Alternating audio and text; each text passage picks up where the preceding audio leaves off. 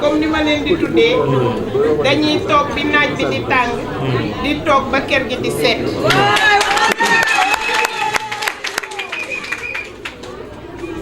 Lamine jërëjëf tey mën naa wax ndax ñaar laa boole dama fekke te it dama yàgg ak yow Lamine lycée Malick Sy la ñu xamante mu nekk ci foyer bi nekk terminal ma nekk seconde mu nekk ci foyer bi di rayante di buuxante daanaa dégg turam ba muy nekk Mamadou Diaw ñu nekk ci loolu ba nekk université nekk ci amicale yi ba dajewaat ci terrain politique bi yàgg nag moo ma tax di waxaat 23 juin la nga ca xeex fii la ñu fekk ñoo ko bokkoon di ka daw ñu jóge ci loolu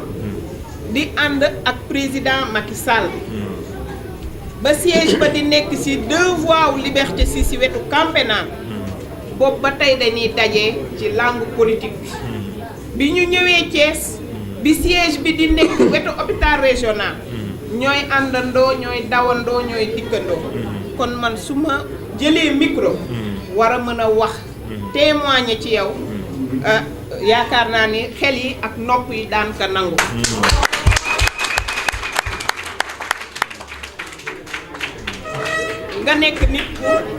nga nekk nit ku baax nekk nit ku discipliné sam maam doon na wax ni boo bëggee yar magum jëm da nga koy gën a yaru te Lamine da nga ñu gën a yaru moo tax ñun yar nga ñu moo tax boo ñu woowee lu ñu doon def daan ka teg ñëw wuy si bu ñu jëlee nag kàddu am na lu xew muy lan élection locale moo ñëw élection locale nag dañoo nekkoon opposition wu mairie bi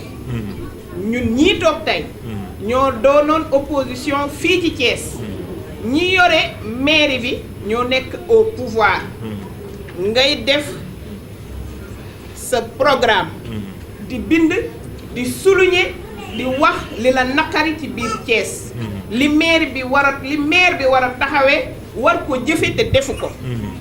bu ñu demee nag ba ci fin bi dara du la teree foncé da ngay avancer da ngay wax li nga bëgg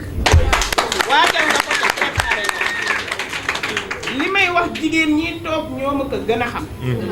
ku ne xam na ni le minimum bi la maire bi war a defal mooy amal la sa mbalit yéen bu ngeen làmbul seen poos fay ñaar téeméer sareet bi seen mbalit du dem loolu yëpp nag boobu mooy bi ci gën a ndaw loolu yëpp nag Lamine recensé na ko bind na ko teg na ko ndax dañoo nekkoon nag ci opposition di seetlu di xool di gis kon bu taxawee am vision am lecture am mën-mën am capacité bu nee day laaj dañ koy rafetlu Lamine war nga laajal boo laaju sax war nga laajal ànd ak yow nag lu ñuy rafetlu la ndax mënoon nga mettre la charrue avant les bœufs bala ngaa woote meeting lii nga def mooy li jiitu nga dajale ñu waxtaan ñu xool nu ñu war a def ak fan lañ jëm coalition nag bu mel ni bi ñu bokk day nasaxal jigéen leader day rey jigéen leader rawatina fii ci Thiès waaye yow yëkkati waat nga leen yëkkati waat nga jigéen ñi kàddu bi nga jox jeunesse bi yëkkati waat nga jeunesse bi ñun duñu tàyyi ci di la accompagner duñu tàyyi ci di la accompagner ndax foo toll yaa ngi naan na jigéen ñi dajaloo na jeunesse bi dajaloo na ñëpp nekk benn di woote union yow union bi ngay woote Lamine yow gëm nga ko parce que boddiwoo xeebuloo jéppiwuloo yaa ngi boole ñëpp uuf lu la neex ak lu la naqar yëpp yaa ngi boole ki bëgg a dajale dina woo jigéen ñëpp ki bëgg a dajale dina woo jeunesse bi ñëpp ki bëgg a dajale dina woo jàngalekat yi ki bëgg a dajale dina woo waa santé dina woo ñiy liggéey ci banque yi dina woo ñëpp tey loolu nga def. Est à propos des élections locales du 23 janvier 2022. L'APR Thiès-Est ne saurait accepter docilement sans broncher le schéma qui semble se dessiner dans la ville du Rail. Toutes les informations que nous avons présentement sur les investitures vont dans le sens d'un règne sans partage du parti Rewmi sur les autres partis et alliés de Benno Bokk Yakaar.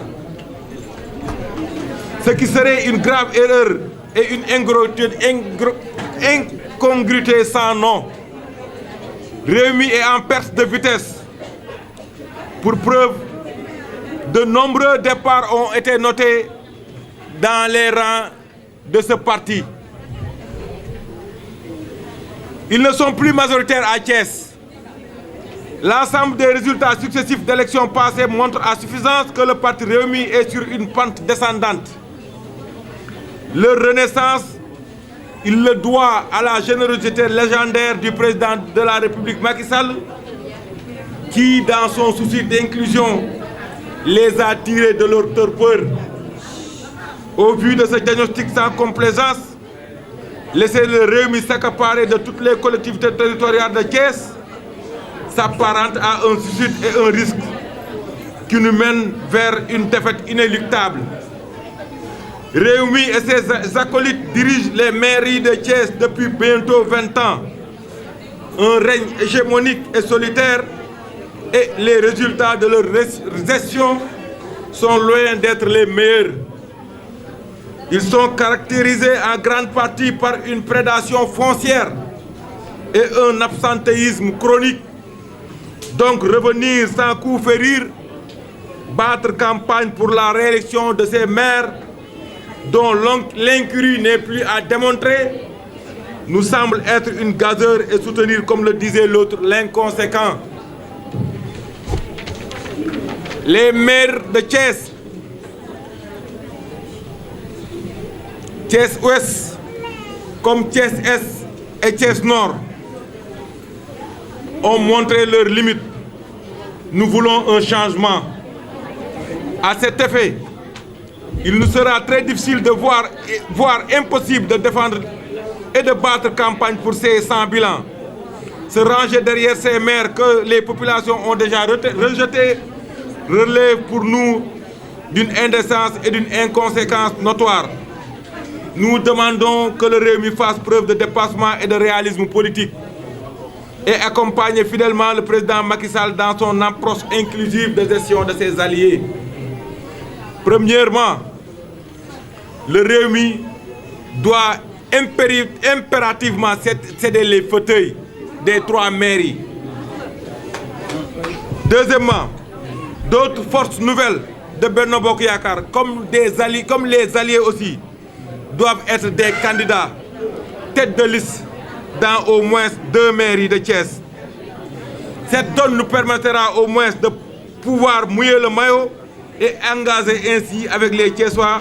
une dynamique de changement sincère au niveau local. Troisièmement, nous demandons à ce que la jeunesse, particulièrement les femmes, soit responsabilisée pour amorcer de véritables changements.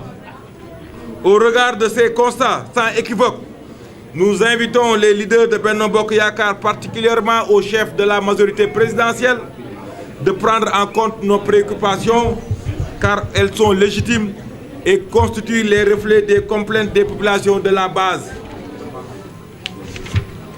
Nous ne souhaitons nullement aller à l'encontre des consignes de nos leaders, mais on saura prendre nos responsabilités